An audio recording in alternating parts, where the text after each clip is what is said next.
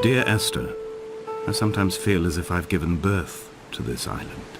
Somewhere between the longitude and latitude, a split opened up, and it beached remotely here. No matter how hard I correlate, it remains a singularity, an alpha point in my life that refuses all hypothesis. I return each time leaving fresh markers that I hope, in the full glare of my hopelessness, will have blossomed into fresh insight in the interim.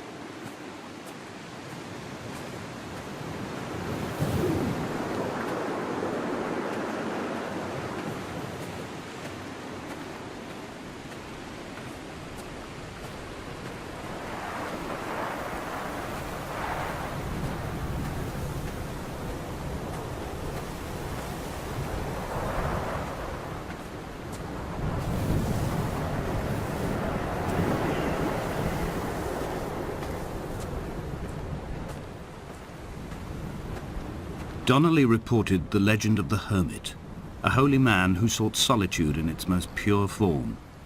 Allegedly, he rode here from the mainland in a boat without a bottom, so all the creatures of the sea could rise at night to converse with him. How disappointed he must have been with their chatter. Perhaps now, when all that haunts the ocean is the rubbish dumped from the tankers, he'd find more peace. They say he threw his arms wide in a valley on the south side, and the cliff opened up to provide him shelter. They say he died of fever 116 years later. The shepherds left gifts for him at the mouth of the cave, but Donnelly records they never claimed to have seen him. I have visited the cave and I have left my gifts, but like them, I appear to be an unworthy subject of his solitude.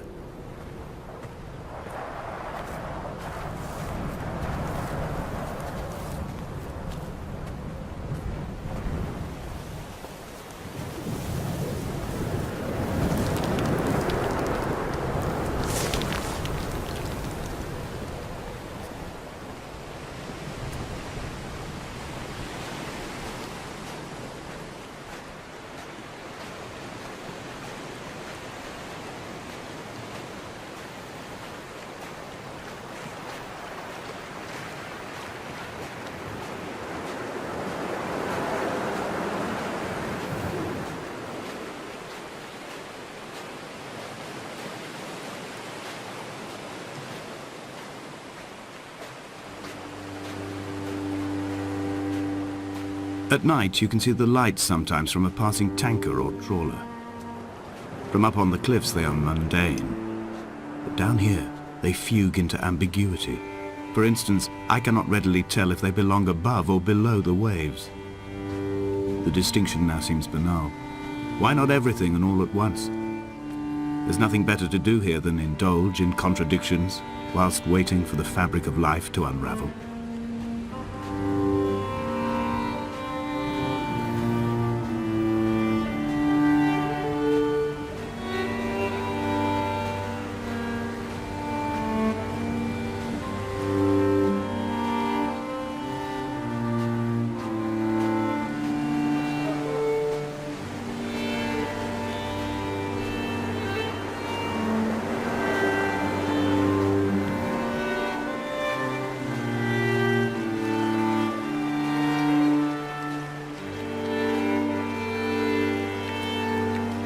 dear Esther. I found myself to be as featureless as this ocean, as shallow and unoccupied as this bay, a listless wreck without identification. My rocks are these bones, and a careful fence to keep the precipice at bay. Shot through me caves, my forehead a mount. This aerial will transmit into me so. All overexposed, the nervous system, where Donnelly's boots and yours and mine still trample. I will carry a torch for you. I will leave it at the foot of my headstone. You will need it for the tunnels that carry me under.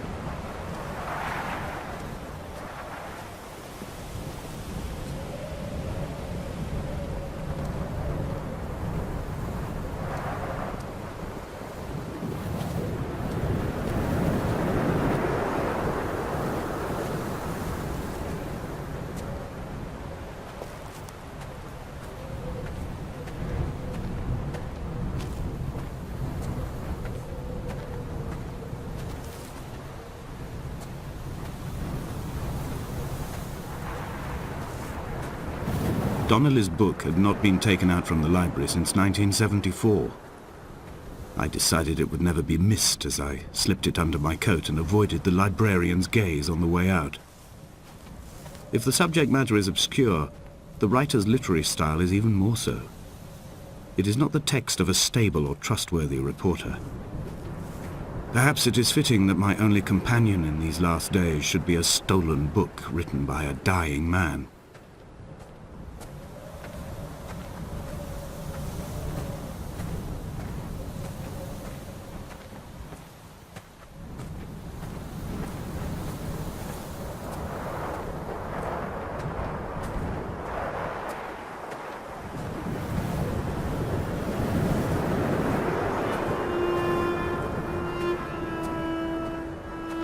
When someone had died or was dying, or was so ill they gave up what little hope they could sacrifice, they cut parallel lines into the cliff, exposing the white chalk beneath. You could see them from the mainland or the fishing boats, and know to send aid or impose a cordon of protection, and wait a generation until whatever pestilence stalked the cliff paths died along with its hosts. My lines are just for this: to keep any would-be rescuers at bay. The infection is not simply of the flesh.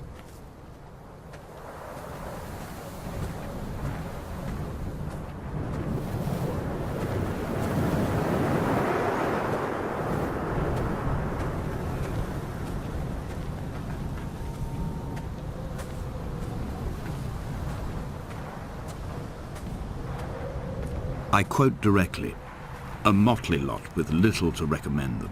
I have now spent 3 days in their company. That is, I fear, enough for any man not born amongst them.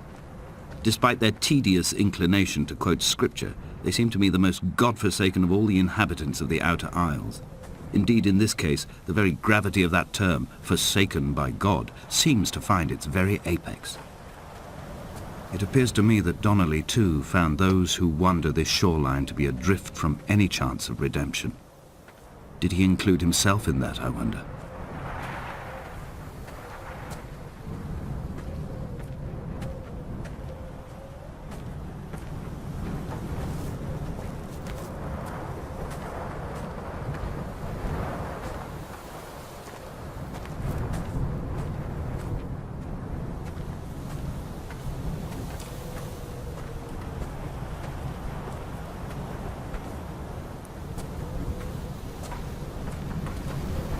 Dear Esther, I met Paul. I made my own little pilgrimage. My Damascus, a small semi-detached on the outskirts of Wolverhampton. We drank coffee in his kitchen and tried to connect to one another. Although he knew I hadn't come in search of an apology, reason or retribution, he still spiraled in panic, thrown high and lucid by his own dented bonnet. Responsibility had made him old. Like us, he'd already passed beyond any conceivable boundary of life.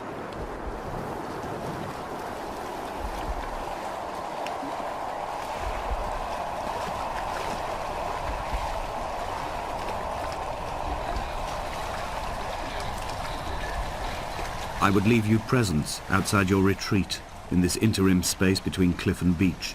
I would leave you loaves and fishes, but the fish stocks have been depleted and I've run out of bread. I would row you back to your homeland in a bottomless boat, but I fear we would both be driven mad by the chatter of the sea creatures.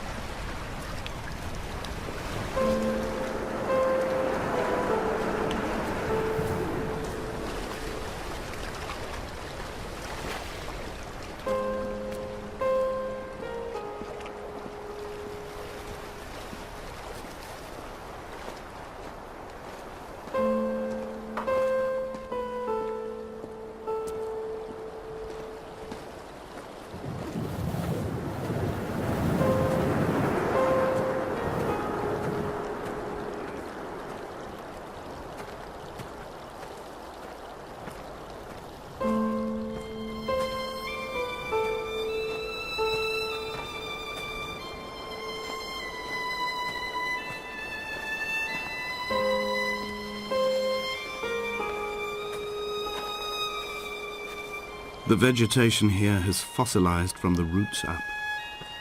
To think they once grazed animals here, the remnants of occupation being evidence to that.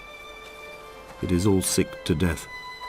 The water is too polluted for the fish, the sky is too thin for the birds, and the soil is cut with the bones of hermits and shepherds. I've heard it said that human ashes make great fertilizer, that we could sow a forest from all that is left of your hips and ribcage, with enough left over to thicken the air and repopulate the bay.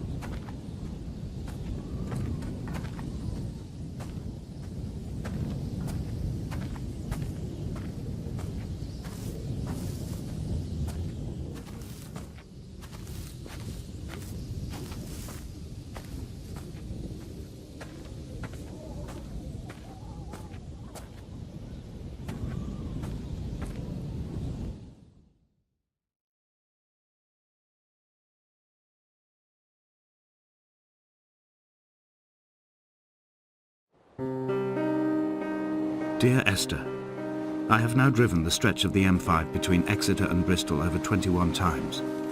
But although I have all the reports and all the witnesses, and have cross-referenced them within a millimetre using my Ordnance Survey maps, I simply cannot find the location. you'd think there would be marks to serve as some evidence. It's somewhere between the turn-off for Sanford and the welcome break services, but although I can always see it in my rear-view mirror, I have as yet been unable to pull ashore.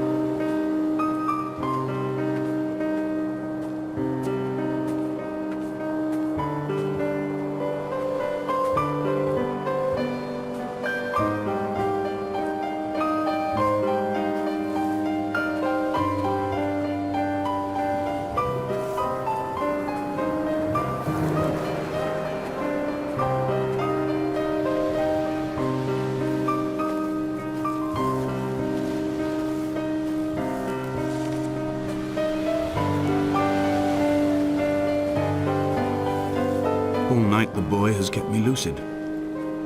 I sat, when I was at the very edge of despair, when I thought I would never unlock the secret of the island, I sat at the edge and I watched the idiot boy blink through the night.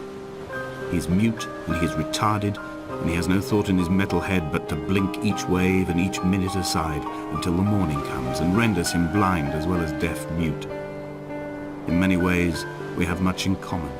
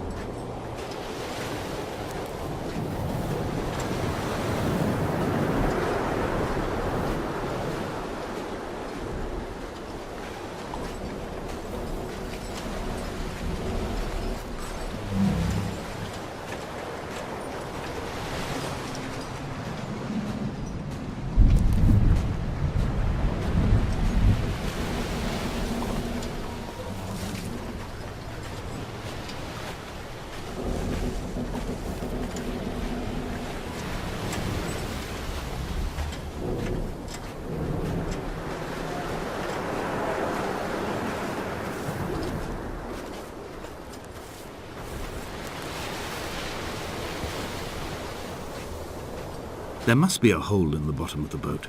How else could new hermits have arrived?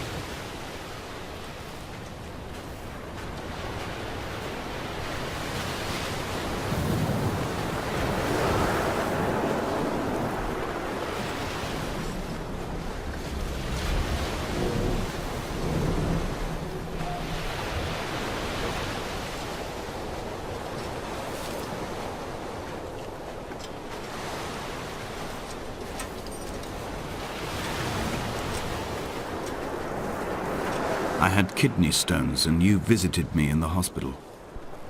After the operation, when I was still half submerged in anesthetic, your outline and your speech both blurred.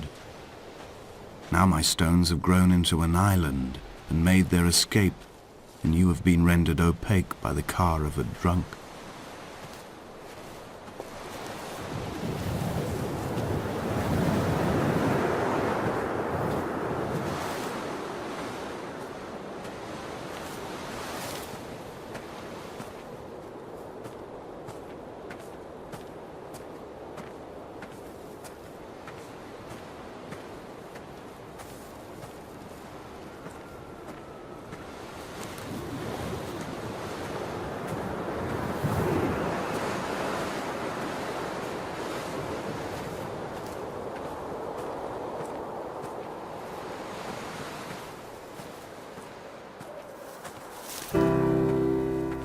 I've begun to climb. away from the sea and towards the centre. It is a straight line to the summit, where the evening begins to coil around the aerial and squeeze the signals into early silence. The bothy squats against the mount to avoid the gaze of the aerial. I too will creep under the island like an animal and approach it from the northern shore.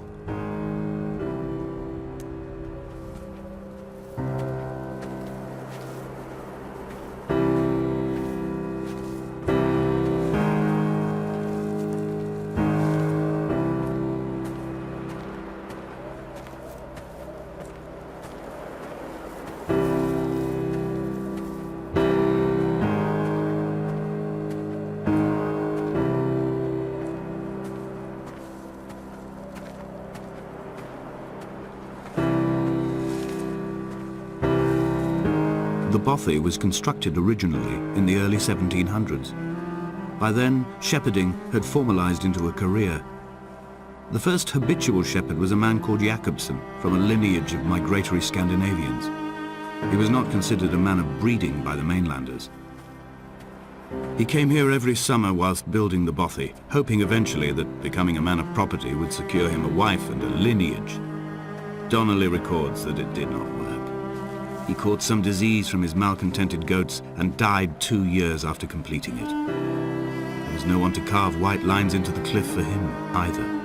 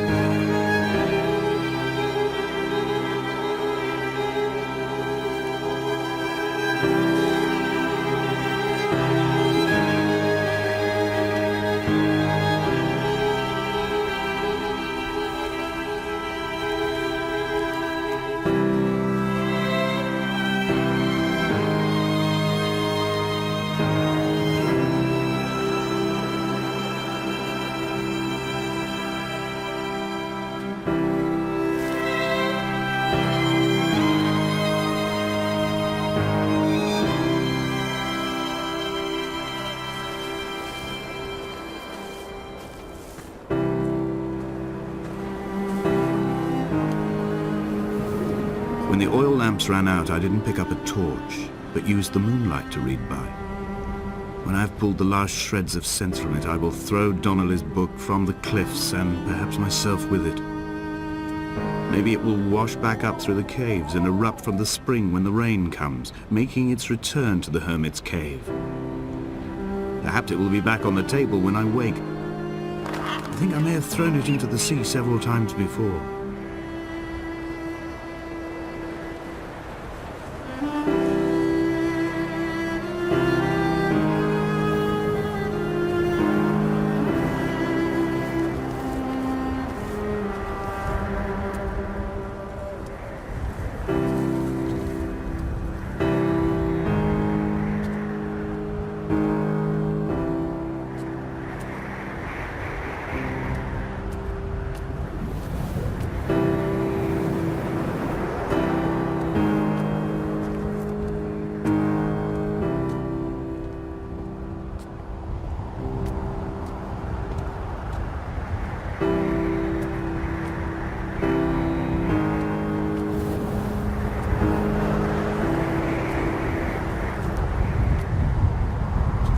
Jakobsen's ribcage, they told Donnelly, was deformed, the result of some birth defect or perhaps a traumatic injury as a child. Brittle and overblown it was, and desperately light. Perhaps it was this that finally did for him, unable to contain the shattering of his heart. In half-light, his skeleton a discarded prop, a false and calcified seabird.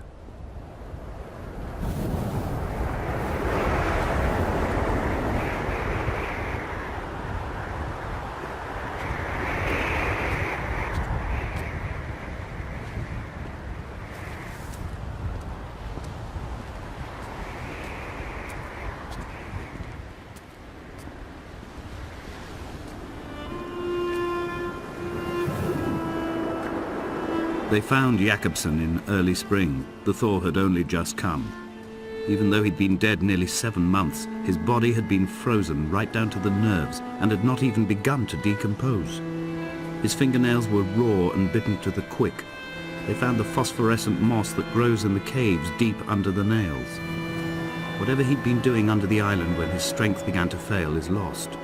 He'd struggled halfway up the cliff again, perhaps in a delirium, perhaps trying to reach the bothy's fire before curling into a stone and expiring.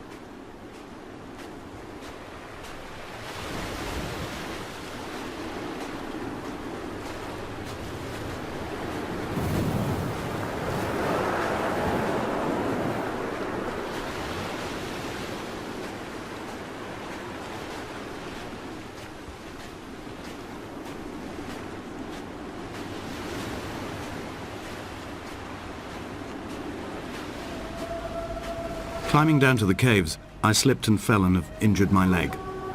I think the femur is broken. It is clearly infected. The skin has turned a bright, tight pink, and the pain is crashing in on waves, winter tides against my shoreline, drowning out the ache of my stones. I struggled back to the bothy to rest, but it has become clear that there is only one way this is likely to end. The medical supplies I looted from the trawler have suddenly found their purpose. They will keep me lucid for my final ascent.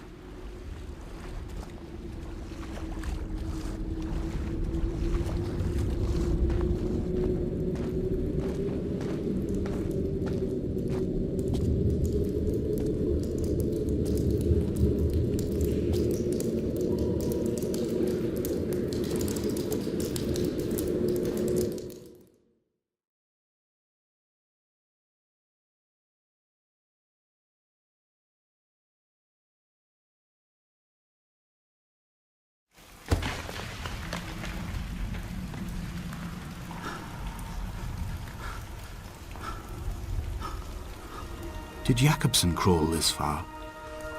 Can I identify the scratches his nails ruined into the rocks?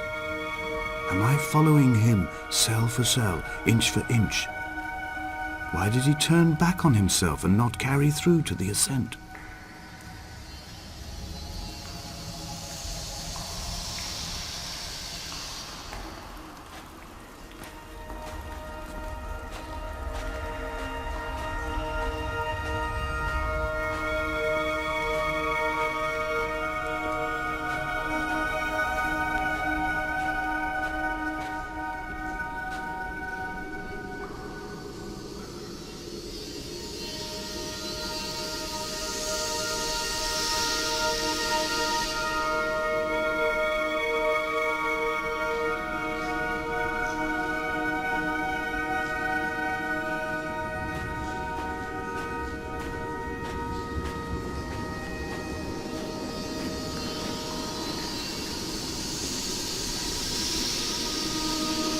There is no other direction, no other exit from this motorway. Speeding past this junction, I saw you waiting at the roadside, a one last drink in your trembled hands.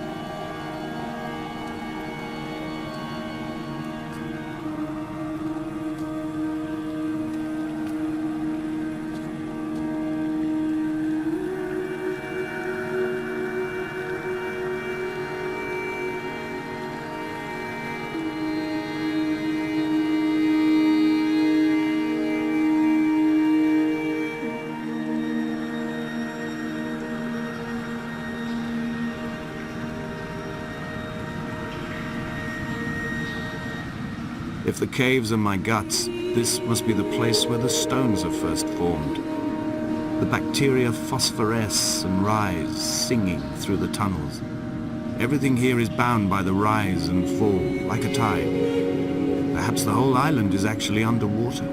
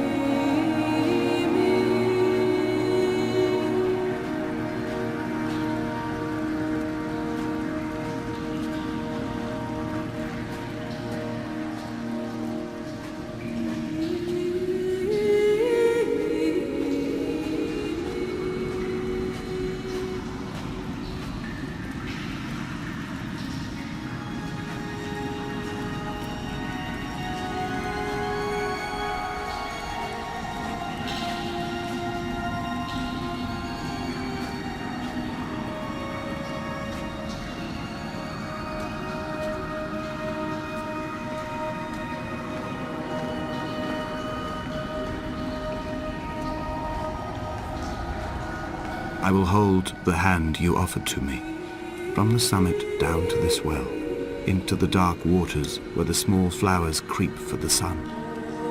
Headlights are reflected in your retinas, moonlit in the shadow of the crematorium chimney.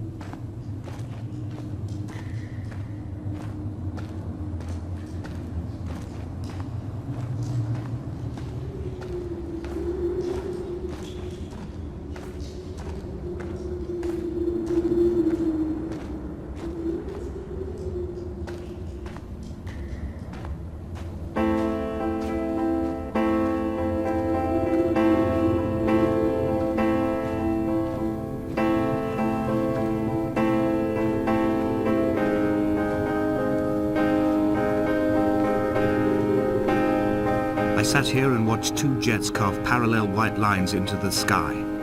They charted their course, and I followed them for 21 minutes until they turned off near Sanford and were lost.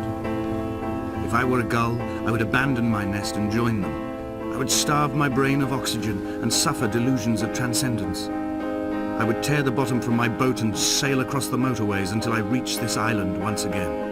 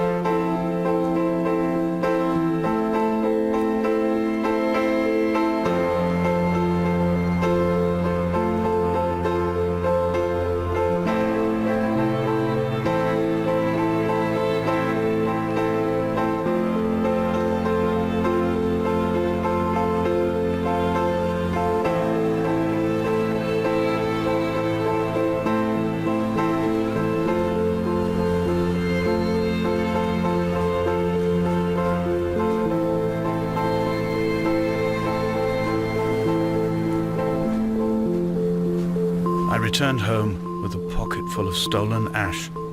Half of it fell out of my coat and vanished into the car's upholstery, but the rest I carefully stowed away in a box I kept in a drawer by the side of my bed. It was never intended as a meaningful act, but over the years it became a kind of talisman. I'd sit still, quite still for hours, just holding the diminishing powder in my palm and noting its smoothness. In time we will all be worn down into granules, washed into the sea and dispersed.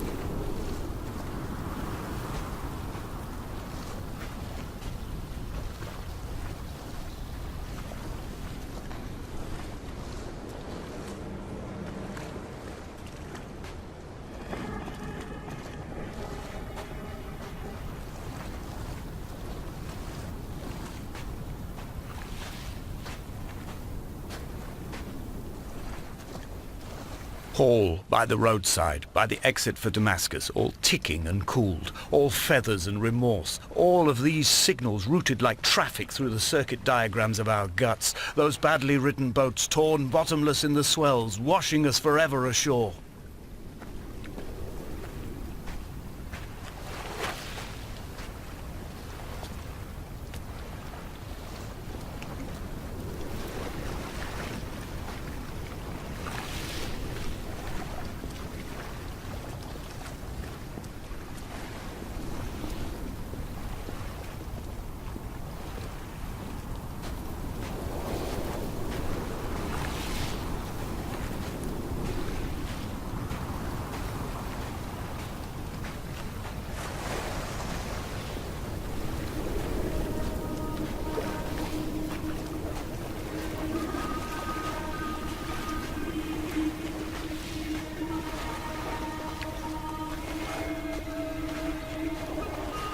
From here, I can see my armada.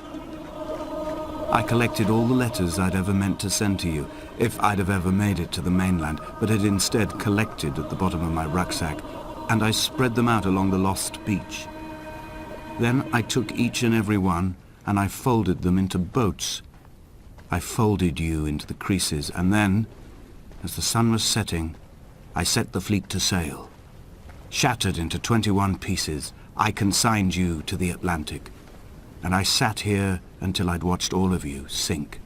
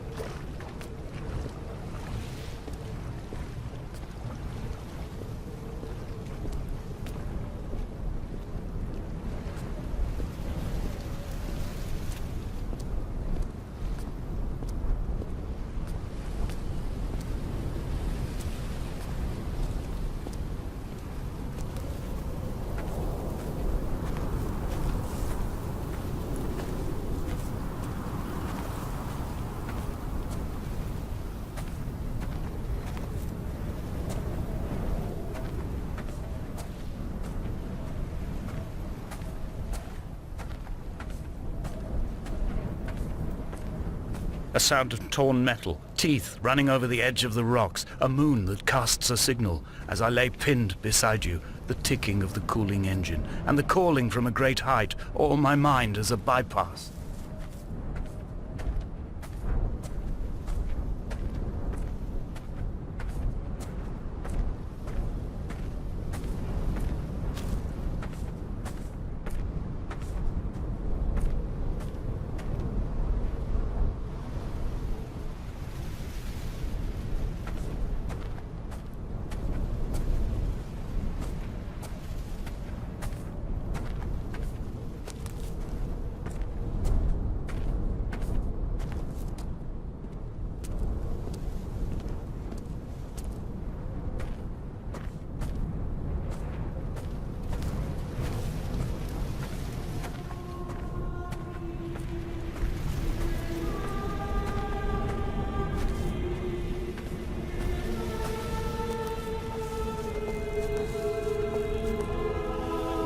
I've begun my voyage in a paper boat without a bottom. I will fly to the moon in it. I've been folded along a crease in time, a weakness in the sheet of life. Now you've settled on the opposite side of the paper to me. I can see your traces in the ink that soaks through the fiber, the pulped vegetation. When we become waterlogged and the cage disintegrates, we will intermingle. When this paper aeroplane leaves the cliff edge and carves parallel vapor trails in the dark, we will come together.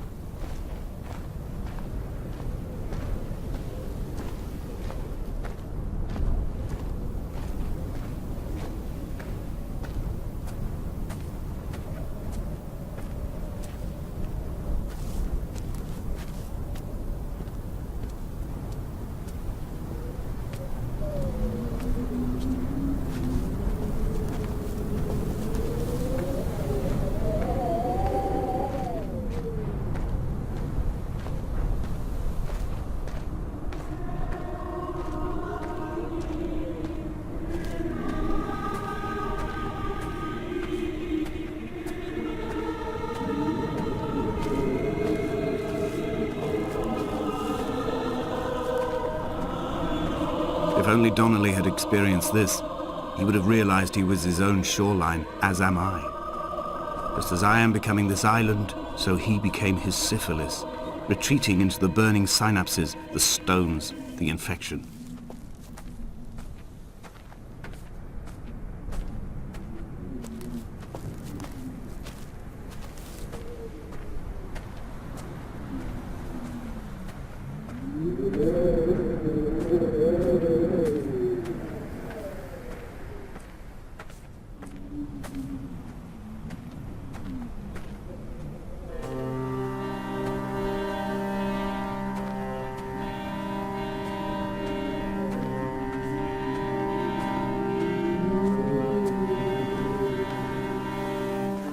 The stones in my stomach will weigh me down and ensure my descent is true and straight. I will break through the fog of these godforsaken pills and achieve clarity. All my functions are clogged, all my veins are choked. If my leg doesn't rot off before I reach the summit, it will be a miracle. There are 21 connections in the circuit diagram of the anti-lock brakes. There are 21 species of gull inhabiting these islands.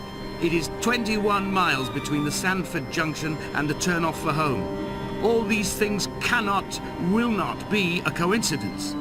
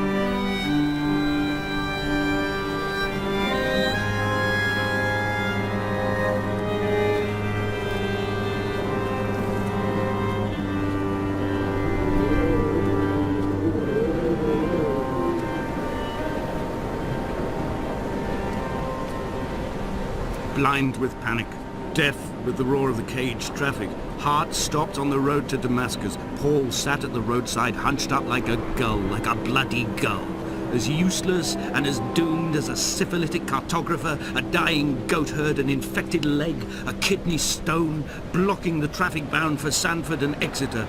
He was not drunk, Esther. He was not drunk at all. All his roads and his tunnels and his paths led inevitably to this moment of impact. This is not a recorded natural condition. He should not be sat there with his chemicals and his circuit diagrams. He should not be sat there at all.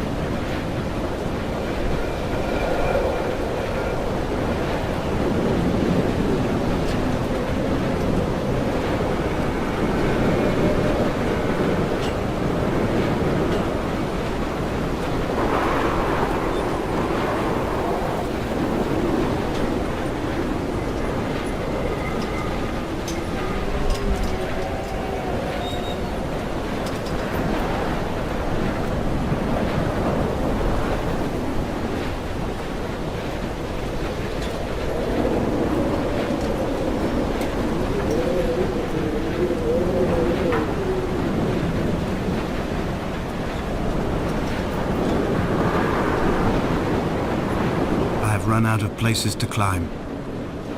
I will abandon this body and take to the air.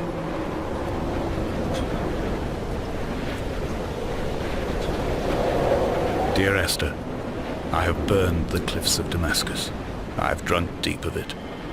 My heart is my leg and a black line etched on the paper all along this boat without a bottom. You are all the world like a nest to me. Eggs unbroken form like fossils, come together, send small black flowers to the air. From this infection, hope.